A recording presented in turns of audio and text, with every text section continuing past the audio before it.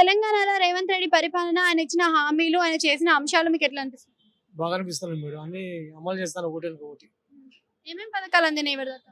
ఇవాళ దాకా కరెంటు జరిగింది, కరెంటు బిల్లు అందింది, బస్సులు అది అన్నీ అందినాయి. ఇక ఒకటికి ఒకటి లాస్లు ఉన్నది కాబట్టి ఒకటికి ఒకటి చేస్తాను నేను. అంటే ఇప్పుడు గ్రామ పంచాయతీ ఎలక్షన్స్ అవుతున్నాయి కదా, మరి మూడో విడత అయిపోయేసరికి కాంగ్రెస్ కి మద్దతు వస్తుందంటారా లేదా బీఆర్ఎస్ కి వస్తుందంటారా? కాంగ్రెస్కి మద్దతు వస్తుంది. ఎందుకని కాంగ్రెస్ ఊర్లలో అంటారు మళ్ళీ? అంతే కాంగ్రెస్ అంటారండి.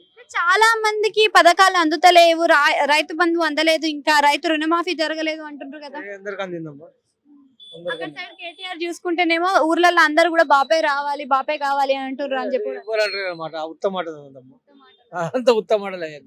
కాంగ్రెస్ చూపిస్తుందా తన ప్రతాపం? చూపిస్తుంది. అంటే ఇప్పుడు దాకా మనకు చూసుకున్న దాంట్లో ఇల్లు పథకం అంటే ఇందిరమ్మ ఇల్లు అనే పథకాన్ని ఇంతవరకు అమల్లోకి చేయలేదు అని అంటున్నారు. మరి అది అమలు అవుతుంది? ఆఖరు వందలాది ఇల్లు కడతానమ్మా, మంచిరాళ్ళు మన ఆదిలాబాద్. అయిపోతుంది. కేసీఆర్ కి రేవంత్ రెడ్డికి తేడాలంటే ఏం చెప్తారండి?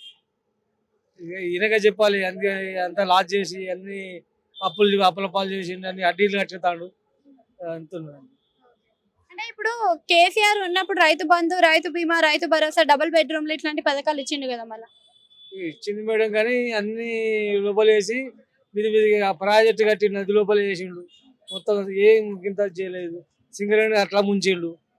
కొన్ని కోట్ల సమస్య అది.